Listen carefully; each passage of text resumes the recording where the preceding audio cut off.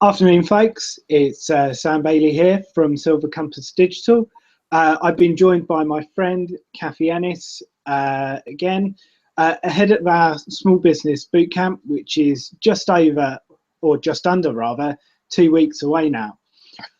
Today, the subject we're going to be talking about is how you can give your business personality online. We're going to be talking about, first of all, why it's a really great idea to give your business personality.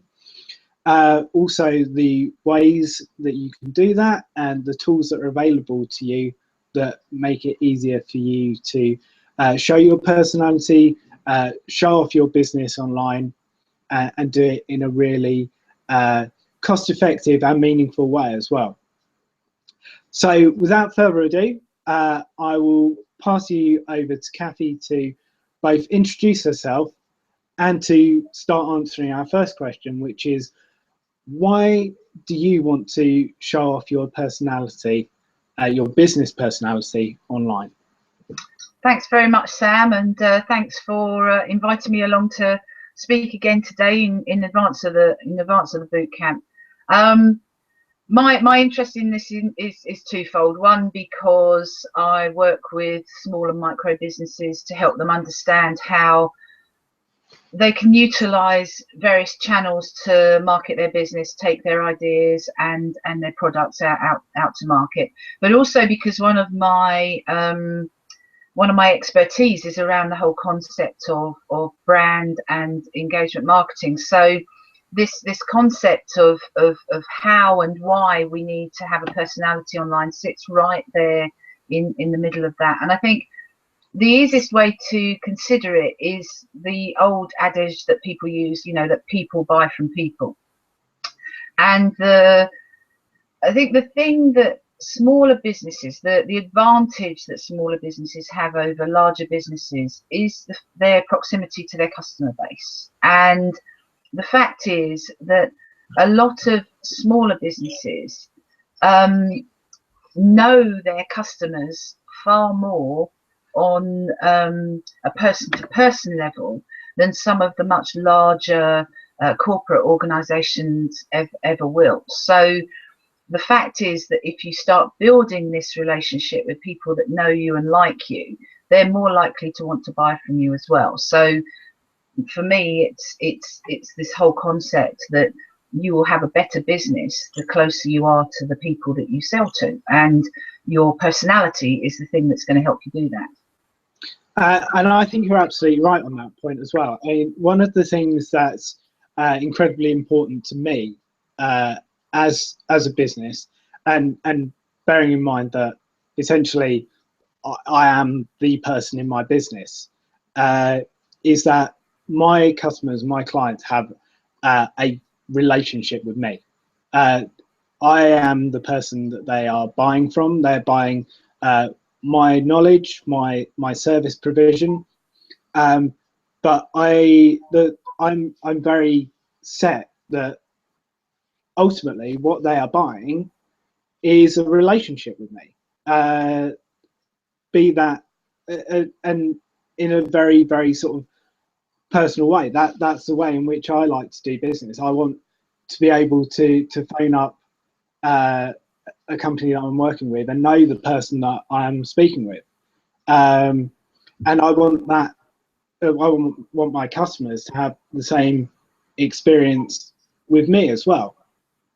Yeah, absolutely. And I think if you look at the growth of offline marketing activity, the growth of business networking, I think, is hugely indicative of this, in as much as the whole concept of networking in the way that it happens, where people go to groups or they go to events these days, is around that whole relationship building process. That, you know, again, I use that thing, if you know me and you like me, you're likely to buy from me. So when you start looking at the online options, there needs to be this connectivity as well. And I had this discussion actually with somebody over the weekend who has got a very fledgling business and is running an event for the first time in a couple of weeks' time.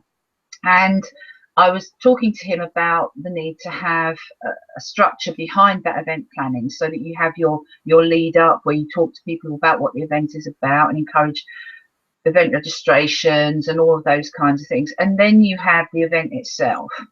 And I asked him at that point, because he'd been through that explanation with me, so what is your follow-up process? And he said, I've got no idea what you're talking about. And I said, well, the fact of the matter is, if you're looking at this as a business process, there has to be a follow-up, because some of those people, not all of them maybe, but some of them will be interested in either buying more of what you've got to offer in terms of events, or they might be wanting to buy more of the product that you're talking about. And I think this is the key thing, is that in terms of the person and the personality, when you're using online channels, is that a lot of people forget that there's a cycle to it, and it is about continually connecting and reconnecting with people. I think, let's ask this, Sam.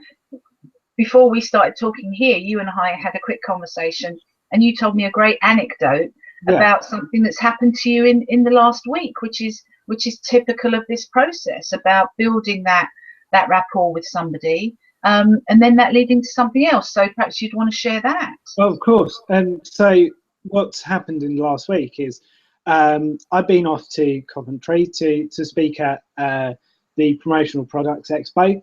It's the second time that I've spoken at that particular trade show, and I've had a great time doing it last year.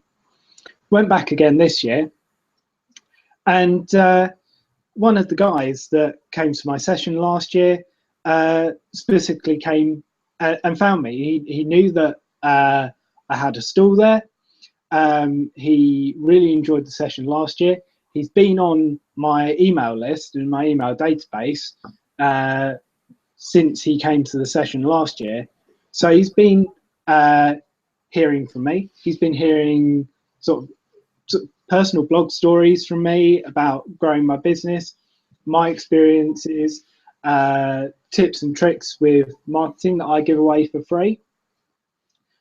And he came to find me because it's got to the point now where he needs to employ my services.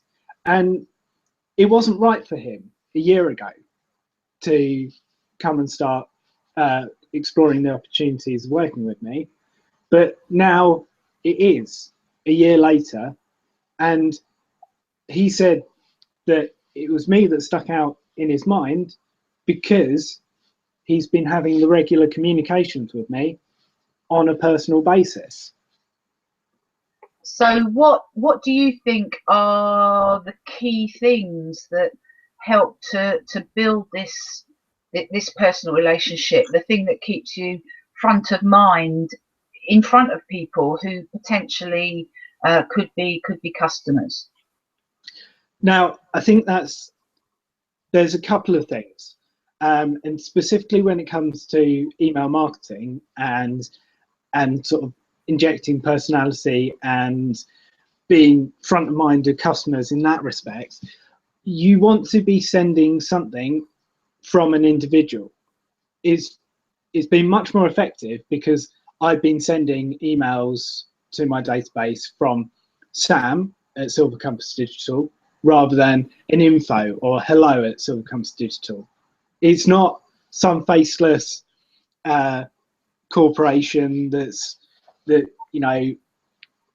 doesn't really know what it is or care what it is. This is me. This is my business, and every communication that you have with it is going to be with me. So the use of your name rather than the use of your company or some kind of acronym or logo. Exactly. That actually applies then to the use of your personal image as well. So a photograph of yourself rather than having some kind of logo that people relate to. Yeah, and at the bottom of every single email, I've been able to insert images, which is a picture of me and a picture of my signature as well. And so, then if you start looking at other social profiles, you're using exactly the same image on all of those as well. So it's not like you're using a different photograph of yourself on LinkedIn or Twitter or Facebook or anything like that. So everywhere somebody goes, they see that same image. Exactly. And so there's a reinforcement there. Yeah, it's the same image of me on my Twitter account, my Facebook account, at the bottom of my emails, on my LinkedIn. Worryingly, I've just realized that I am wearing this shirt in that image. Yeah. So you will be able to recognize me. But that consistency across all of the different channels,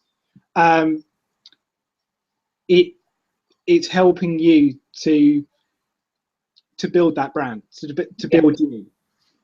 So, and the other things I would particularly be keen on making sure that people understand is that the consistency of the use of colour as well.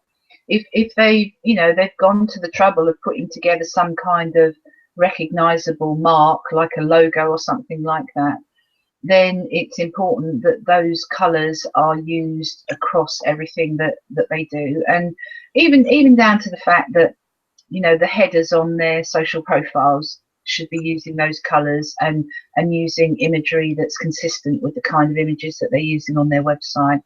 And I think the other thing, and I think this is something that people sometimes forget, and it's the use of the language and the way that they use language.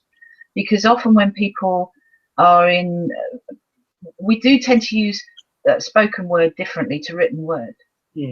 But the closer that we can get the two of them together in terms of how we show ourselves out online, as to the way that people meet us in the street or at a networking event, I think that's actually really quite key as well. You don't want to be too highbrow or highfalutin in terms of what you write, if that's not the way you normally speak. Absolutely. You want to have a genuine voice as possible. And I think it's completely telling that some of the best and most engaged social media posts and email newsletters that I have written are the ones that I've just had to scribble down as quickly as possible, because it's ones I've not overthought. It's come out in a really genuine tone of voice from me. Yeah, in terms of, that's really interesting, because I had a couple of things spring up before Christmas, and I remember sending out one of my emails, and I got a couple of things back from people saying, "Oh, this is really great," and I thought, actually, that took me 5 minutes because I just didn't have enough time to do anything else. So the best open rate and click-through rate I've had probably in about the last 4 or 5 months came from something that I spent 5 minutes on rather than something I spent an hour on. So I think, yeah, that actually does ring true, definitely. So in overall, in terms of the importance of this issue, when people are looking at their online profile, if you had to give it a percentage rating, where would you put it in terms of percentages? Sorry, could you repeat the question? Well, I think in terms of the importance of consistency, if you want to create the consistency of brand in terms of messaging from that business, what sort of percentage would you put on it in terms of its importance? Well, I think it's 100% important to have that consistency across the board. Yeah. If you don't have the consistency, and if you're choosing to use a bunch of different social channels, if you're not consistent across all of them, at least in terms of a headshot or a logo or something like that, people are going to come to this and think, why is your business all over the shop? It doesn't add up, and it just comes across as unprofessional. Yeah, so the whole concept of consistency and a bit of quality is far stronger than quantity. Absolutely. So the idea of having to do loads and post out masses of stuff we need to really push that to the back and emphasize making sure that what goes out is good and reflects you positively across all of your channels. And it comes back to another quite well-worn adage, but one that's very important to remember. It's about doing a few things really, really well, and not everything in a really average way. Yeah, and I think I would agree with you. I would agree with you wholeheartedly, and I think that sort of leads us into why we decided to put the boot camp together in the first place. That's happening on the 4th of February, and both of us work with some really, really good businesses, and what we've discovered from quite a few of them is that they are good businesses, but that their business model or their marketing model and their social marketing model just hasn't been quite working for them, and because they're doing a little bit like Elmer Fudd, and they're filling up their scattergun and they're firing that gun and hoping that a pellet is going to hit somebody somewhere, rather than pulling it all in and creating something that's consistent with a really simple to use, achievable action plan. So I mean, that's what the boot camp is about, isn't it? Absolutely, and it's really for people who've been doing a little bit of everything, know that this is something that they should, in terms of digital marketing, know that this is something that they should be doing, but aren't quite sure how to do it in a way that's best for them and for their business. So we want you to come in to the boot camp with as many questions as you possibly have. We're going to be with you there all day. There's going to be a bunch of your peers as well. Everyone is going to be able to walk away with a solid business plan that they can take and put into action immediately. And yeah, I think the fact of the matter is that if you are a small business or a one-person operation, you want stuff to happen that's easily actionable, but that you can start it really, really quickly and not overcomplicate stuff. So yeah, the boot camp, Thursday the 4th of February. And for those of you that have stayed with us through this series of short videos that we've created, and also through this particular one, if you use the discount code SBB49, you can actually get a lovely discount off the cost of the boot camp, which is in itself very cost effective, I must say. And Sam will make sure that he puts all of the link details into the description details of this video. So we do hope to see some of you there. Yeah, all of the links, as Kathy said, are going to be in the description of this YouTube video. To confirm again, the discount code is SBB49, and that will get you 25% off the cost of your ticket as well. And again, thank you for joining us, and we're really looking forward to some of you joining us again next Thursday, the 4th of February, for Small Business Bootcamp. Take care. Thanks, Sam.